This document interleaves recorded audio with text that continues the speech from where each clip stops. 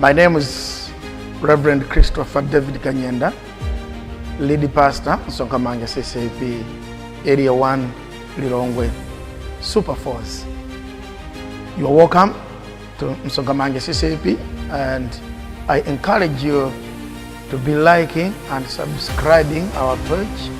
We are on Facebook and YouTube, Twitter, and other avenues. Once again, you are welcome. Matthew 6 verse 19 kulegeza 21 mafesa atatoka. Matthew 6 verse 19 kulegeza 21.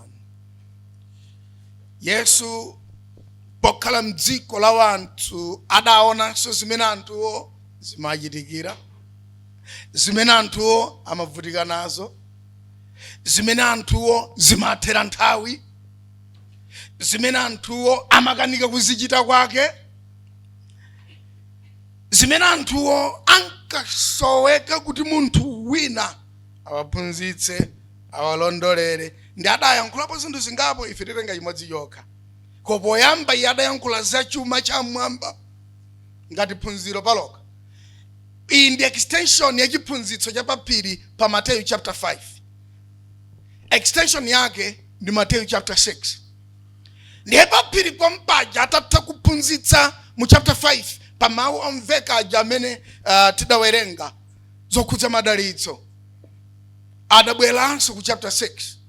Ndipo topic yoyamba idali za chuma cha mwamba. Topic number 2 idali yokhudza diso langwiro. Diso langwiro, a perfect eye. Diso limene likapanda kuona sililemba kuti linaona zinthu zoti silidaona nkomo. Limene machulidwa kuti diso langwiro. Diso langwiro ndi la munthu amene sadaone zikuchitika, sapita mamkakhoma ndi khoma nkumayankhula numatsimikiza zoti sadaone. Limene limachulidwa kuti diso langwiro. Limakhala chete pamene silidaone, sililemba pa Facebook zinthu zimene alibe nazo umboni. Limene ndi diso langwiro. Yesu adaphunzitsa za diso langwiro chifukwa adapeksa chigulu cha wanthu adiso labodza. Omakafotokoza zinthu zoti sizidachitike, omatsimikiza zoti alibe nazo umboni. Ndipo adaphunzitsanso za mbuya awiri chifukwa adapeza wanthu otanganidwa kuti akondweretse Satana ndi Mulungu, kuti ayanje ndalama ndi Mulungu. Ndi adawauza kuti mulephera, kulibe amene amakhala mbuye bwezi kapena kapolo wa mbuya awiri. Sizidachitike zotero. Ngati inu mwaziyamba simzitsiriza zomakhala kapolo wa mbuya awiri, Mulungu ndi Satana. Ndipo adawaphunzitsanso za malabadiro a moyo uno, kutanganidwa kumene anthu atanganidwa nako mpaka na kujombera tchalichi, mpaka na kujombera chipembedzo, mpaka na kujombera mapemphero. Akati abwera ku chipembedzoko ndi fulukutu tiwalukaliti. Akati watuluka chipembedzo chisadathe nkomwe, ukaziunjika nkukazisaka kuti zichuluke. Adawaphunzitsanso za malabadiro a moyo uno. Ife titenga chimodzi za chuma cha mwamba. Ndipo tsopano ndidzawerenga verse 19. Musadzikundikire nokha chuma pa dziko lapansi. Izi ngoyankhuliratu kwina kuti ngachedwe mawu kuti musadzikundikire nokha. Afuna anene kuti kukundika sikulakwa. Ndipo afuna anene kuti kukundikako nkofunika. Ndipo kukundikako Mulungu amakudziwa. Kugwira ntchito nkupeza zinthu sulakwitsa. Ndiye koma Yesu akuti chifukwa adali pakati pa wanthu amene ndikuwuzani khalidwe lawo lidali lotani ndi zochita zawo. Musadzikundikire nokha chuma pa dziko lapansi, pamene njenjete ndi dzimbiri ziwononga, ndi pamene mbala zibola ndi kuba. Pamenepo musayikepo zinthu zanu, musazikhazike malo amenewo. Palibe chitetezo, njenjete zidzakubolerani, dzimbiri lidzakuwonongerani. Akuba amabwera pamene pali kanthu, adzatsata mwaunjikazo. Nkulozerani ine kuti muziunjika, osati kuti mzikhala opanda kanthu. Salutero Yesu. Msakhale ndi maphunziro abwino. Salutero Ambuye Yesu. msamenge manyumba atali yeshalulelwa ayi akuti ndakuonani muli nazozi nkadakuwuzani kuti mukasungitse. Verse 20. Koma mudzikundikire nokha chuma mmwamba mmene njenjete kapena dzimbiri sizononga ndipo mbala sizibola ndikuba. Pakuti kumene kuli chuma chako, kumene udayika kwa zinthu, kumene udasungiza katundu, komweko udzakhala mtima wakonso. Amen. Tete pemphere. Mawu awa tsono Ambuye ndiwo mawu awotsala. Opitawo kulibe chimene angachite tsopano. Alibenso mphamvu iliyonse. Palibenso chimene akhoza kuchita. Ziganizo zimene adapanga kale ali ndi moyo ndi zomwenso. Popeza kwayikika kwa munthu kufa kamodzi kenaka chiweruziro. Ndipo iwo amene akufa mwa inu Ambuye pamaliro pawo ngakhale patapanda uphikidwa sima kumwamba kwawo sikulephereka. Ndipo amene akufa mwa inu Ambuye pamaliro pawo ngakhale patapanda ubwera azibusa 40 kumwamba kwawo sikulephereka. Ataona anthu ali kuyikidwa m'manja mwa azibusa 95 koma ali upita ku Gehena chifukwa ziganizo zidapangidwa kalezo zimapanga determine destiny ya munthu. Ndifake mawu awa njaifa amene tibwerere kumodzi. Nchiyani munena mutitsogolere Mzimu Woyera mwankhule nafe mwakanthawi kameneka mu dzina la Yesu Kristo. Amen. Mutu wa phunziro lalifupiri kumwamba monga nyumba yosungiramo chuma chanu. Heaven as a storehouse. Ndi chifukwa chachiyani Ambuye Yesu ali kuyankhula ndi wanthu wachotere msese kuti adangoyamba nkuyankhula adayamba wachita study nawo aona mastruggle yawo, apesa zimene amazunzika nazo, apesa magapu amoyo mwawo, ankadziwa pamalo poyenera uyankhulirapo zinthu adayamba waona kuti chosowa nchiti. Anapesa kuti chosowa cha anthu amudziko la Roma nthawi ya Ambuye Yesu sikudali usonkhanitsa. Iya kusonkhanitsa zinthu adali ma expert anthu amdziko la Roma. Adali ma expert. Ayuda okhala munyengo ya Ambuye Yesu adali ma expert po sonkhanitsa. Ndipo mpaka na lero anthu awa amachulidwa kuti entrepreneurs. Amene amapezeka dziko lonse lapansi, Jews in diaspora, they do business. Mpaka na tsopano. Alinkadziko kang'ono koma kolemera koopsa. Kadziko ngati Lilongwe kungophatikiza nkasungu pang'ono ali ndi nkhondo yoposa nkhondo zambiri za dziko lapansi. Ali ndi ndege za mtundu, nyumba zawo ndi zosanjikizana, dotha alibe, amakachita chogula. Ndipo 1992 anapita ku Uganda kukagula doti kuti azilimirapo zipatso. Chifukwa dziko la Uganda limakhala ndi zipatso ifo doti nabwino. Kufikira na ndi kuyankhula muno dziko lonse lapansi akati ukagula zipatso amakagula ku Israeli, kadziko kakang'ono ka anthu odziwa kuzisonkhanitsa zinthu. Kusonkhanitsa solakwa. Ndipo Yesu adawapeza anthu mdziko ilili. Now nthawi ya Ambuye Yesu number 1 ali kuchulira njenjete. Kukhala Ambuye Yesu mutchula njenjete pavuta mpo. Nthawi ya Ambuye Yesu anthu amadziwika bwino kwambiri kuti iwo ngoganiza bwino ndipo zinthu zawo zidawayendera kudzera mu chovala. So zovala zidali zinthu zamtengo wapatali kwambiri mu nthawi ya Ambuye Yesu. Anthu ankadziwika ndi zovala, cloth, ndi chofunda.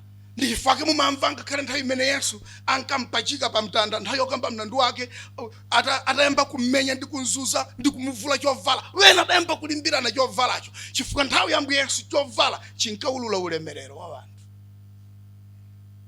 Ndipo zovala zina zinkakhala zopanda misoko.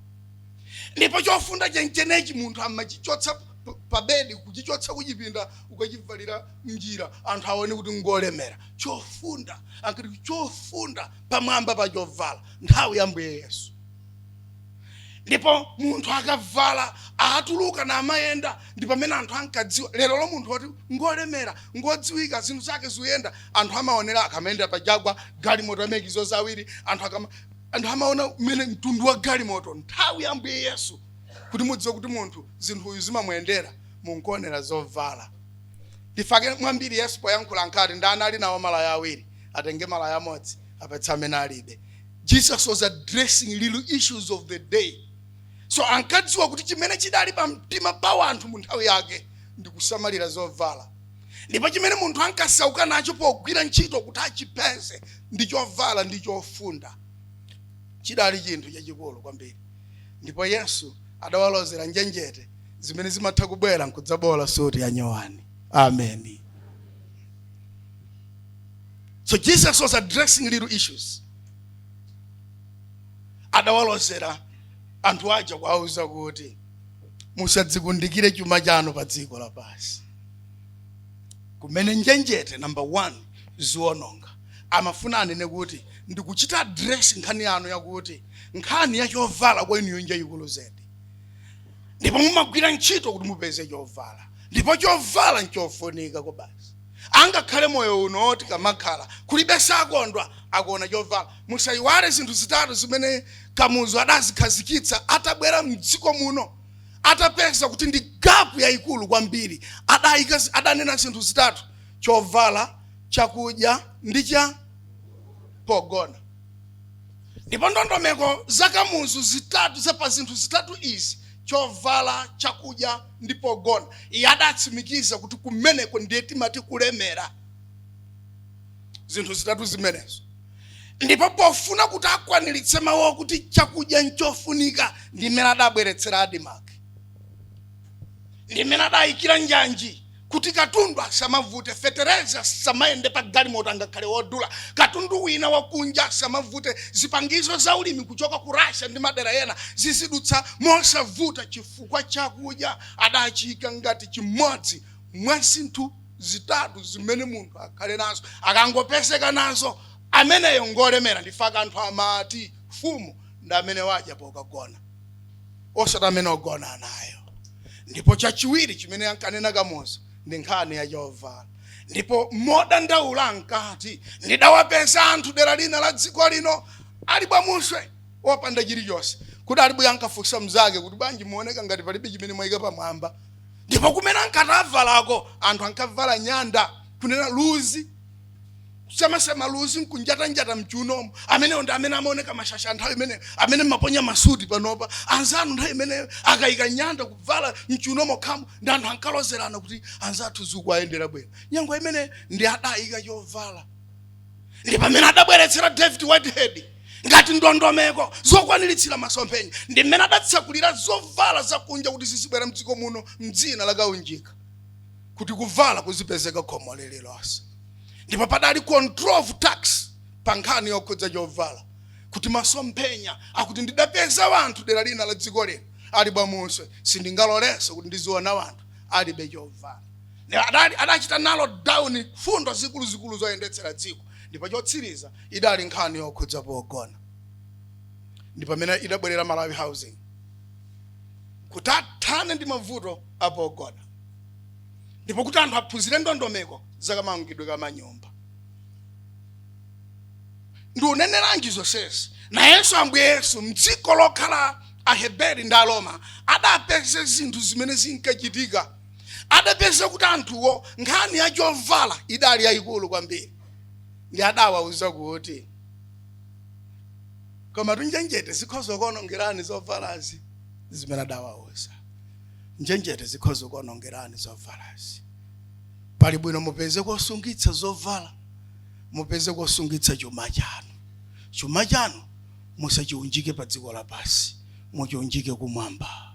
Kumene njenjete ndi dzimbiri sizitani sizibola. Ndi yangu yankhuliratu mepo kuti nchokeretu. Ambuye Yesu amafuna ngonena kuti chilichonse chimene tili nacho mmoyo uno chili vulnerable to insecurity. Chilichonse chimene tikhoza chipeza nchoti chili pa mbalanganda, chilibe chitetezo chokhazikika. Sungitsani moyo wanu kwa Mulungu kumene kuli kokhazikika, kumene zitatha zapansi panozi mzathera kumeneko. Tsono kumeneko masiku ake sawerengedwa. Investment sitichita kumalo antchito, sitichita pa nyumba ya lendi. Sumamanga nyumba ina pa malo alendi. Enano ndinu malandilodi muno. mutampesa tenant wanu munthu amene adabwera kudzala walendi enanu walendi wanu ali kuchimpanda ndi kuli chimalo chikulukulu ndi mkampesa okumba foundation wayamba kuthira concrete wayamba kudzutsa chipupa cha nyumba ina mumulekerera ayi iya imumfusa kuti palendi munthu sayira foundation koma tukukhazikika koma tudziko kuliyesa lako koma akazi wosakhale ako koma ndalama zonse zikhale zako koma tundiye kunjika ndiye Yesu anena kuti kunjika ako simulakwitsa koma saka niko kazisungira kazisungireni kumene masiku anu sawerengedwa muzisungire kumene mudzakhala moyo wanu wonse efaka nakapeza munthu wina ku South Bend akuti ndikuchita invest kumudzi ndamanga nyumba kumudzi ndapesa munda kumudzi ndagula dimba kumudzi chifukwa akandithera masiku kuno nkafoka nchokako nkone pogwira timayika zinthu zokhazikika kumalo kumene niyo mdzathere ameni funso langa lakuti inu mdayika ku mulufesa ku mulukhazikitsa ku ndakuwuzani kuti Bambo Mbukwa ankagwira ntchito kwa Khondowe ndipo Khondowe ndi public figure sikuti utchula dzina la Khondowe munthu nkuti message adali munthu wa dziko munthu wa business munthu wochita zinthu zikuzikulu ankathandizanso na church ndipo iwo adali munthu wokondeka m'manja mwa Khondowe Mbukwa sakadafa nyumba imene afera inu amene simdapiteko mukadapita kukaona kuti mwati akakhanda Khondowe chifukwa ndi zinthu zapasi pano zimene munthu yake zimatani zimata ndipo anthufe tiyenera kuthera m'manja mwa Mulungu amene adatisungira zosatani zosatha chovala msachidu yambitsa nacho chidani chovala chisachidu kusiyanitsani ndi wena so nthawi yambu Yesu ankaonanso padali gap yayikulu between the rich and the poor ndifaka mauzo kuti achenjerani muone kwasungitsa chifukwa mukangozisungitsa kumwamba kudza kulozerani kukupatsani nzeru zamene muzichitira ndi zinthu zimene muli nazo ndifuna ndithamange pena koma chachiwiri adawauza kuti adawatchulira dzimbiri kuti likhoza kuononga chuma chawo nthawi yambu Yesu ndalama idali ya coin mu dziko la Roma ndi mu dziko la Greek komanso mu dziko la Hebrew ndipo ndalama idali ya coin ndipo kudalibe mabanki aliyense ankasunga yekha ndi anthu ankasunga ndalama zawo nzitini kusunga ndalama zawo mwakukumbira pasi ndi zina zotero ndipo macoin sachedutenga dzimbiri mukasunga mwachibwana ndi pamene pakubwerera mawu yawo so Jesus is addressing little issues akuyankhula zeni zinthu zimene zinkapezeka mu dziko la Roma ndi ankati kutanganidwa mwatanganidwa kusakasaka kuzisaka mwazisaka ndalama muli nazo koma pali dzimbiri loononga chuma chanu sungitsani kumene kulibe dzimbiri amen sungitsani kumene kulibe dzimbiri chuma chanu ndipo chotsiriza Yesu adatchula za mbala nthawi ya Ambuye Yesu mu dziko la Roma anthu ankakonda kutenga zinthu zawo zimene zili very precious zimene zili zabwino monga golide zinthu zina zimene adakonza zowumba zotani zokonzedwa bwino zimene ankaziona kuti chinchuma chathu ankakakumbira kumunda nkubisa kumeneko zina ankaika mabasement pasi pa nyumbapo nkukumbira pasi ndi Yesu afuna kuwauza kuti musaganize kuti mbala sizidziwa kuti inu mumakakumbira kumunda golide kumene mmakabisa zinthuko ndi kumenenso kuti target ya mbala chimachita attract wakuba nchiyani chimene muli nacho sungitsani katundu wanu kopanda mbala muzinthu zonsezi Yesu afuna anene kuti chani afuna atsimikizenji pa mawu onsewa afuna anene kuti perekani moyo wanu kwa Mulungu ndipo zimene muzipeza moyo uno tumikirana zoni Mulungu invest in the kingdom zimene muli nazo tumikirana zoni Mulungu invest in the kingdom ndifake mumamva amati ankaenda kuchoka kukwabiwi kugawa zinthu mpaka na kukafika kwa Gozani amagwiritsa ntchito zimene adali nazo adali ndi thanzi loyendera amene munakaona Mbukwa 2 years ago anali munthu atakhoza tenga chitupa nkuyenda koma la munthu wina ngati hayi koma ankaenda kuchoka kubiwi kukafika kwa Gozani adagwiritsa ntchito zimene adali nazo nthawi ya mphamvu yawo investing in the kingdom. Lelo tuchitira umboni za munthu amene adachitapo kanthu mu mpingo timakhala ndi anthu ajonena kuti kumaso choti munene kukumana vestere nkuyesesa kukapeza kuti tikachule kuti chiyani. Tinakhala na Isaka 6 pa mpingo pano. Kukhala na Isaka 6 kumaso choti tichule. Kumaso choti tikonso nena adajetsa kwa njala wake kuti adakagwira ku ntchito yanji. Tichulepo tiyesere kupeza kanthu kena basi mpaka nankukapeza nudzangonena kuti adali munthu adabwitsa kwa basi pakati pathu ankakonda kuvala malaya yofira nthawi zambiri kuti mwina nangati yangu ukhala osanenapo kanthu.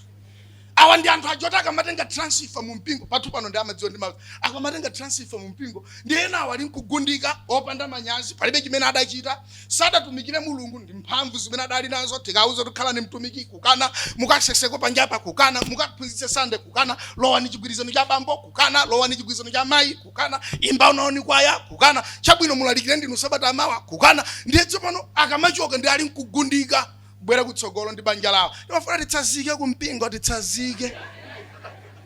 Udati siraja. Chotu tsanzikecho udati silanji kama yutu wanongerako tikadanguza kwaya imbe. Udati siraja. Ndewe na mambira kubwera kwathu. Abusa mati mundipatsa koma ayuri nkatsanzike na mumauza inemo pakwana. Malume kapitani. Malume kapitani palibe chimene mukane ndeti sikanene kuti akutsanzika yo ndani. What have you done? Where is the impact? Where is the investment? Nutsindika njine pano Yesu samafuna auza kuti mzikhala opanda kanthu. Afuna auze kuti zimene muli nazo ikhale point of contact to the service of God. Zinthu zimene muli nazozo mutumikira nazo Mulungu thanzi limene muli nalo. Tili na anyamata midzi mwa mphamvu athanzi amachitu yenda atavula malaya kwanguvala ka veste kokanga ngati kulutenta. Atife tidziwe kuti yo ngathanzi amapita ku gym ndipo kuti taone sana tuone manja tidziwe kuti uyu ndi Goliath sausiyana iwo ndi Samson salusiyana popanda icho avulira malaya pa Juni tu thanzi lomenyera nalo mafumu thanzi lomenyera nalo akazi wawo thanzi lomayimira kumaikira malodi block yosala mulidyo ndi police thanzi la chabe lopanda ntchito yake. Ngati ndinu wa thanzi ngati Samson invest in the kingdom. Amen. Osatupandira mafuma. Tili ndi anthu kunja kuno amawu akabangula kuyankhula ngati kwayankhula mkango. Ife tunso alaliki. Ife tunso microphone yoyankhulira pa nsonkhano. Iwo ndi PA system kale. Amataka bangula ngati kuti mwalumikiza magetsi. Koma kubangula kwa seko. Kongo tera basa akapita kumpira kuja umatu kwana ati mwinayo basi. Without an investment. Paliba pamene sindikumuona amene sawenera achitepo kanthu. Munthu aliyeshe monga mwa size yake achitepo kanthu. Popeza kumeneko ndi kumene mudzathera. Bambo Mbukwa kwa ife kulibe. Kumene alupita ndi kumene adayika chuma chawo. Inu mudzapita kuti mukapeza chani. Ndayika nawo Maliro ene kusalima. Azaka za mbuyomo. Munthu atafera mtauni muno koma adali wa ntchito apa Mwamba koma ankalandira ndalama mbuyo. No investment kwawo. Opanda oloka nyumba.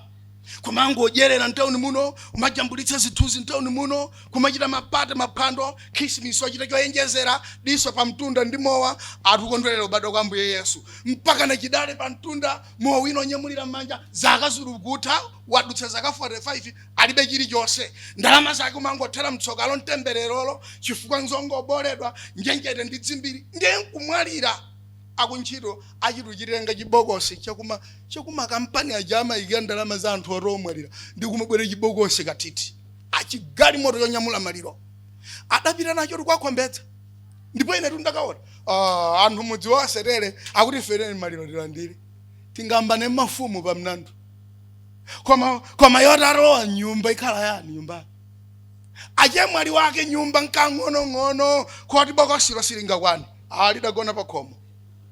Odaika tsono table also kumudziko yonse odapiritseko ndalama nkangu kudya mtauni ndiyo dangu tenga wanthu dzimitengo dziwiri dzimalogo dziwiri nkuika kuchina nkuika nkutenga chibokosi cha pamwambacho nkuika pamenepo 2 days chili pamenepo timapita ife ukaona ngati simunjika kumwamba chuma chanu mukafikira kuti.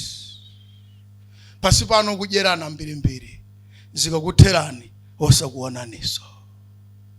Ndifuna ndiyankhule ndi malandro ndikutsiriza.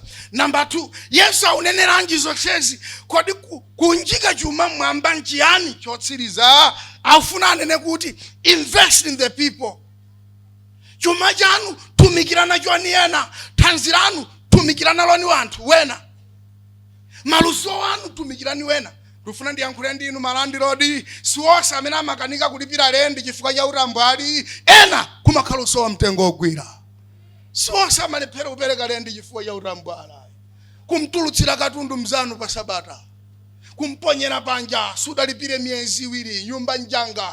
Ndipo nyumba imene ndasauka nayo wana wanga olugwira ntchito ku South Africa chitungu muno unditumizira malata kuti mange panja katundu. Mafuna nene kuti ine nazo unjika zapasi pano ndibe nazo gugu kuti mpaka na wina akhoso chitupezera mavuto ndi zanga zapasi pano zoti dzimbiri likhozo ononga, zoti njenjere zikhoza kudya, zoti atugali motumatuka yang'ana wina akamayimitsa kwamba yang'ana mipando, kwamba ona mene unayipangira mipando ngali motomo, mene unayikira zidoiro ngali motomo, kumuyang'ana awo imitsayo mpaka na kundutsa uranga kudetsere gali moto ziti wanthu matrakitala ali pa mtondo pita ni kukasungu, matrakitala ali pa mtondo idangotsala bloko yoka. Nyumba zimatha asadza kunamizeni munthu nyumba ndi nchitukuko chabwino, nyumba sikutha kulibe chosatha pasi pano. Amangoponya batile wina la bereki pamwambapo, batile la bereki lonkuphulikira pa malatapo, kenaka asidi uja nkubola malatawo bwalo umphawi pang'ono. Okuchipupa chikumuka ndiye kuli makose osamva ajotu yesero limbana nawo makose abola khona iyi kudza kubolera khona ya nyumba iyi kudza yesero limbana nawo makuti makose amenewa ndi achipani chanji, makose osamva ulumphawi kuli kugodoboka kwa zinthu zapasi pano. Kulibe chimene sichidzatha. Mukafuse Samson adali ndi thanzi loyamikika otsikana nyomi. Samson omwewo kuti Samson omwewo kuti wakuti adakathera kukaidi. He died low. Nkuze ninji Bambo Mbukwa ati awo adali walalikira nzitsitsimutso, a cloud puller. Sadali mulaliki wamba, a cloud puller. Muno radzadza sitidadzadzi koma palibe chifukwa amene amafa mwa Yesu ngakhale kuti akhala mvula pa maliro yawo kumwamba kwawo sikutani sikulephereka. Ameni. Chifukwa iwo adayika chuma chawo mwamba mmene njanjeta ndi dzimbiri sisitani siziononga. Ndidayika maliro ina emerera ina ine ku 18 maliro kumanda kwa mvula kwida mbiri uchoko mose dziko apida mbira maliro ndikuti abwere chibokosi chitachoka ku Rome ku Italy. Koma kuchiponya madzi koma mvula koma zipaliwali anthu kuthawa kundisiya ndekha ndokolo mpingo ratu ndanyamaraja amafochera achi basi zopanda so mwambo. Koma so wena atusikuti so nkwina nkonkuni ine tumwaya amayi wanga kuti popire kumudzi mwambo tidachita mcheche muno kudakachitika mwambo kumudzi idangu kuti ndaijama titeni tiyambe mwambo wa Maliro ayiyo mvula padali pa 5 January koma kudalu teteka mvula akumanda adango abwera kuti fingo tipatsani kwa Maliro kawo kaya mwabwera maluwa kaya mwabwera makamera kaya mwabwera makwaya kaya mwabwera masipichi kaya mukuti ndamayi wabusa mwabwera ndazibusa 72 ife ndi mafumu tungofuna kwa Maliro kawo. Maliro amakhala mafumu. Ine nduluona maswanga konvina adala zinyongo adanyamulidwa Maliro ndanyamata folo wa utali kumanda mena makaponya bokosi la mayanga madzadzadza kale baba 10 zata musamali mbe mtima ndizapanozi asisema yiru kufikitseni mpaka no yiwala Mulungu, mpaka no yiwala chipembedzo, mpaka no yiwala mapemphero, mpaka no dananda zanu, mpaka na kuzunza yena. Invest in the people. Kamvula komweka pili kangono komweka banjalina komweka kangonoka banjalina sindulula dela lake mvula munthu mpaka na madzi kulowa pa window kudzaza mipando yonse kanyumbako kadango mangidwa pafupi mpongoti madzi amadutsa pomwepo munthu yesera muno waka lendi chonse chali ndi wana ndi adzukulu koma munthu kuzunzika nango pangane ndi amayi ndi kuti let's relocate this person tete achite relocate amene ifeso tikhoza kwatumikira wanthu kayati libe kati chani gali moto kwatenga ukachita relocate kwina ndikwazi sikulipirira lendi kakhalani mulungu akadza kukumbukirani zina zomudze chire nokha nchani ndingaunjike ine ndimati ndzaunjika mpaka na ndzaunjika ku moyo wake wawerengera masiku unjikani kwa mulungu chifukwa nkumeneko kumene tidzakhala okhalitsa amen ndifuna ndingopemphera nanu ena ainu ale ndi anu saumwa madzi pang'onong'ono mwasuzumira mwezitu atha pang'onong'ono mwasuzumira mwezitu atha sikuti lumanga nyumba nchinthu cha masera muonekereni inu musikuti mukadamanga nyumba anguyamika ni mulungu kuti zidatheka kwanu kuja mchokerako inu mungamange nyumba muja mmakuonera kwanu muja mungagule gali moto inu kodi mese zidangochitika zimenezi mulungu gali moto adzangoisiya pa khomo panu akadakaisiya pa khomo pawena kodi mese zidangochitika kuti nyumba iyi adaisiya m'manja mwanumu akadakaisiya kwa wena kodi mese zidangochitika kuti maphunziro adasiya kwa inu mwese ngati kuti inu mene mulirimu muje inkakuvutirani sukulu mwinuyo kukuvutani ndipo namba 1 simudakhaleko koma lero degree ndinu lero otchuka kuti mudayimba sukulu ndani inu amene ankakhala namba 1 ku sukulu kwanu sukulu idakaneka tosati mutiphe mutu nchizungu kuti inu mpatali pang'ana chizungu mayankhula palipose nkumanda komwe kokumba manda chizungu mayankhulira aliyese ndiyo sakumva nkomwe anthu adziwe kuti adayimba kuti fizi isapite padera ngati mufuna kuunjika unjikani kwa mulungu mupeze vana amene sikuwavuta inuyo ndinu mphunzitsi aphunzitseni mwapadera opanda malipiro athandizeni apenye ndikuti maunjika kwa mulungu investing in the people ndanena zinthu ziwiri investing in the ministry investing in the people koma chotsiriza chenicheni moyo wanu wa kwa mulungu uli motani ndifuna tipemphere tipemphere okoma mtima ndokhulupirika ndinu mulungu lero tili kuperekeza m'bale wathu kumudzi chimodzi tuchikhulupirira ndiwo maumboni amene aperekedwa adachitapo kanthu iye adayika chuma chake kwa inu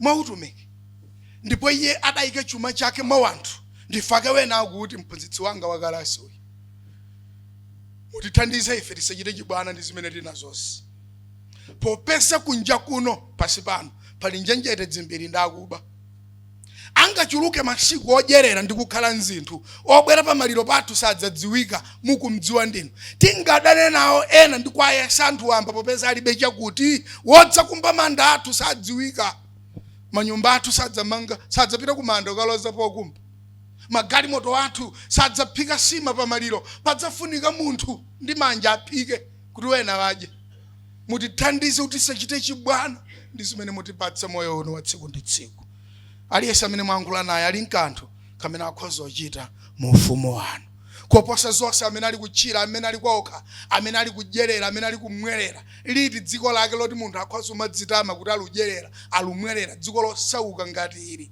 iyeyo aumwerera chiyani pakati pa anthu osauka aludyereracho nchiyani pakati pa anthu osauka dziko lopanda misewu dziko lopanda chakudya dziko lopanda fortaleza dziko limene mvula ikhoza kugwa anthu nkubzala kenaka mvula yonkuleka anthu onkusawa mtengo ogwira nchita aludyereracho iyeyi dziko la anthu osauka ambiri dziko limene wolemera ndi osauka gapu yake ndi yayikulu ndani wina ambuye mmadzulo ano amene mukumwitanira ku utumiki amene akhoza kudziwa kugawa kakang'ono kamene ali nako amene akhoza kudziwa kutumikira ngati Bambo Mbukwa nayendera wanthu napempherera wanthu nafunira wanthu zabwino nalemekeza akulu nadziwa zimene ali nazo nadziwa amene adampatsa nachitira ulemu yena nadziwa kusamalira wena ndi zimene adali nazo zikoma Ambuye Yesu chifukwa choyankhula nafe masana ano mukuti musadziunjikire nokha chuma chanu pasi pamene njenjete ndi dzimbiri ziwononga tumizani mmwamba kumene kulibe njenjete kulibe dzimbiri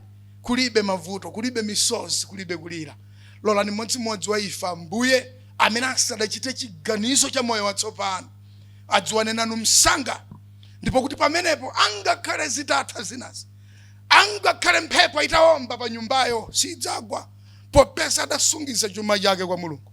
Angakhale anthu atadzachepa pa maliro athu sizidzasintha, popeza iwo amene adasungiza chuma chawo kwa inu kumwamba ndiye mphotho yawo. Mutumikira aliyense monga mwa mzimu wanu, mukumdziwa amene mukumtsutsa madzulo anu, munthu wonyamwa ndi wonyada chifukwa mudamkumbukira. Mukudziwa amene mukumtsutsa madzulo anu, amene adayika moyo wake kutchire na amatama zimene ali nazo, koma ufuna utibweza tosefe kuti pamenepo tsono tiyike zinthu zathu kwa inu, kuti angakhale mphepo idzawomba ndipo imfa idzatipeza sitidzakhala kupanda kanthu. Kulana Ambuye, ife tichepe pasi pa dzanja lanu lamphamvu, mu dzina la Yesu, amen. Ndipo nthawi ino ndifunsa iwo amene ali kutitsogolera kuti atiuze gawo lotsirizira, ndipo akatiuza gawo lotsirizira tidzayimba nyimbo 181. Thank you so much for liking, subscribing, and thank you so much for being part of Nsonkamanja CCAP. Thank you so much for watching. Keep watching, keep liking, keep subscribing our page. You are blessed. Thank you.